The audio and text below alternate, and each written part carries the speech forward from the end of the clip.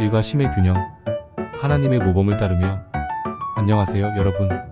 오늘은 우리가 삶에서 균형을 찾는 법에 대해 이야기해 보려고 합니다.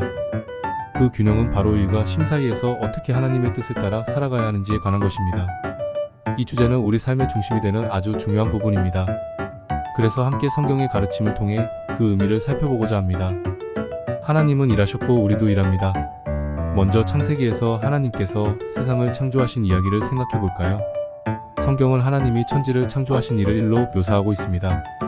하나님께서는 첫째 날부터 여섯째 날까지 열심히 일하시고 일곱째 날에 쉬셨죠. 여기서 중요한 점은 하나님께서 일하셨다는 것입니다. 그리고 그 일을 끝내시고 만족하셨다는 사실입니다. 하나님이 일하신 후에 보시기에 심히 좋았다고 말씀하신 것처럼 일은 단순히 해야만 하는 것이 아니라 그 자체로도 의미 있고 가치 있는 것입니다. 그렇다면 왜 하나님께서 일하셨을까요? 하나님은 그 일을 통해 세상을 아름답게 만드셨고 또한 우리 인간에게도 일의 중요성을 가르쳐 주셨습니다. 하나님께서 사람을 창조하시고 에덴 동산에서 그를 경작하며 지키게 하셨다고 하신 것처럼 우리에게도 일은 삶의 기본적인 부분입니다. 우리가 일할 때 하나님이 주신 능력을 활용하고 그분의 창조 사역에 동참하게 됩니다. 일은 저주가 아닌 축복입니다. 일에 대해 이야기할 때 많은 사람들이 일은 힘들고 피곤한 것이라고 생각할 수 있습니다. 하지만 성경은 일에 대해 다르게 말하고 있습니다. 일은 인간의 타락 이후에 생긴 저주가 아니라 처음부터 하나님께서 계획하신 축복이라는 것입니다. 우리에게 일을 주신 것은 하나님이 우리를 사랑하시기 때문입니다. 하나님께서는 우리가 일을 통해 보람을 느끼고 그분의 창조를 더욱 아름답게 가꿀 수 있도록 하셨습니다. 하지만 일만이 삶의 전부는 아닙니다. 하나님께서는 일하시고 나서 쉬셨습니다. 이는 우리가 일과 쉼 사이에서 균형을 찾아야 한다는 중요한 교훈을 줍니다.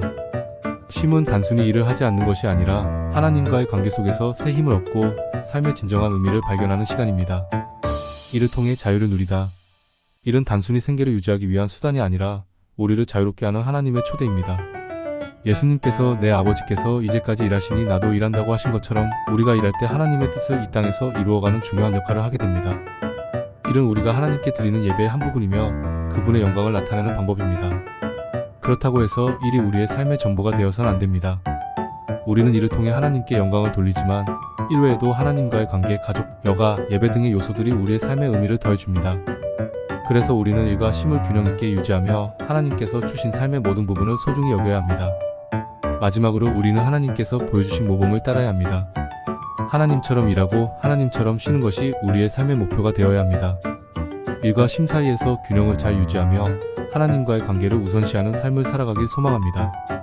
그럴 때 우리는 진정한 자유와 기쁨을 누릴 수 있을 것입니다. 여러분도 이 진리를 마음에 새기고 하나님께서 주신 일을 통해 삶의 의미를 발견하시길 바랍니다. 그리고 쉼을 통해 하나님과 더욱 깊은 교제를 나누는 시간이 되시길 기도합니다.